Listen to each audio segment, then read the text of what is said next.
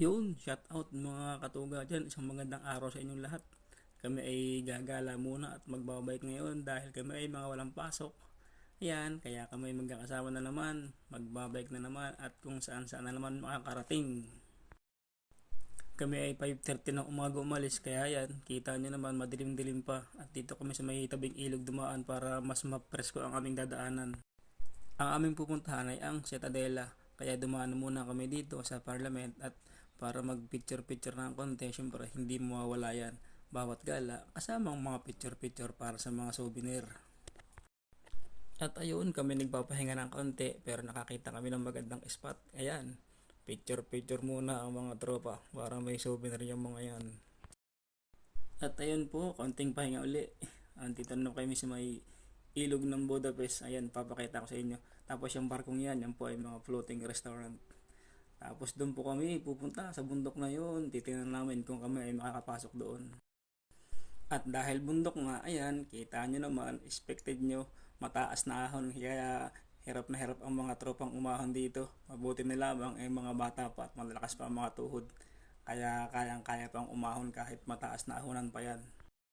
At ayun na nga po, dahil mataas ang ahon, napagod at nauhaw. Kaya nagpahinga uli kami ng kaunti dito at habang kami nagpapahinga ay nakakita kami ng magandang spot na pwede namin pagpicturan kasamang bike na aming ginamit dito. Kita nyo naman sa mga posing palaang ay hindi naman halatang mga pagod, nag-i-enjoy ba nga kami.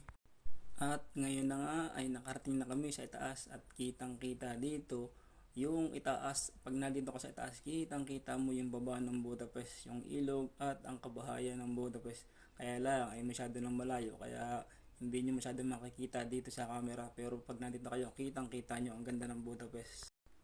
At ayun na nga po, habang kami ay nagpapahinga uli, ayan, magkakape naman kami. Kami ay may mga baon ng talagang kape at tinapay dahil ito talaga ang aming balak na gagawin. Pagdating namin dito, kami ay magkakape muna habang gumagala dito sa itaas ng Cittadella. Dahil kanina ay masyadong maaga pa ang alis namin sa bahay kaya mga wala pang gana magkape. Kaya ngayon, dito na kami dumayo ng pagkakape. At dahil sarado ang Cittadella, hindi kami pwedeng makapasok at hindi makakapag-picture-picture doon. Kaya dito, naglakad-lakad na lang kami at kami ay nakakita ng playground. Ganda ng playground na ito.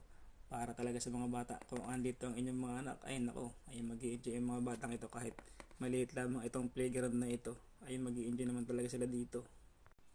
Abay dito sa parteng ito, ako ay nagbibideo uli para ipakita ang playground. Abay nakita ko ang aking mga katrabaho nagtatawanan at napakasaya. Tamo ipapakita ko sa inyo kung ano ang kanilang ginagawa.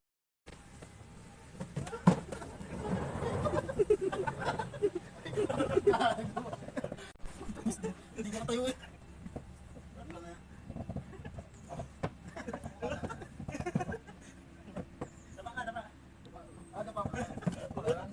Yan o.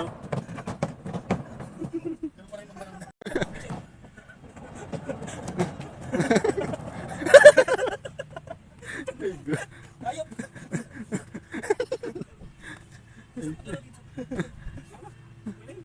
O diga, akala nila sila lamang mag-i-enjoy. Di syempre, tayo mag-i-enjoy din. Maranasan naman natin na bumalik tayo sa pagkabata kahit isip bata na lamang tayo. At dahil dyan, gutom na naman uli kami. Kami ay kumain na po. Kami nga pala ay nagbaon na ng kanin. At yung aming ulam ay yung aming lamang tira-tirang ulam kagabi. Dito namin dinala at yan, para kami ay makakain na dito. Ganyan lamang po ang gala dito, napakasimple lamang. Kung gusto mo makatipid, ay di magdala ka ng baong kanin dahil wala ka naman makakainan dito ng mga Jollibee. At yan po, pagkatapos namin kumain, dahil sarado naman ang Cittadella, hindi na lang kami makakagala doon. Napag-isipan na lamang na kami ay magsiuwi na at baka kami abutin pa ng ulan dahil medyo madilim na din ang kalangitan. Dito na ulit kami dumaan sa may tabing ilog at ayan, yung makikita nyo yan po ang floating restaurant. Hindi pa lamang bukas ngayon kaya wala pong mga tao. Nagbubukas po yan ay alas 2 po ng hapon. Alam nyo gaho dito sa Hungary ay talagang mayroon silang design na bike lane para talaga sa mga nagbabike dahil ang mga tao dito ay napakahilig din talaga magbike. Kaya yan talagang mayroon silang ginawang para lamang sa mga nagbabike. Ayan, kita nyo naman, mayroon talagang bike lane.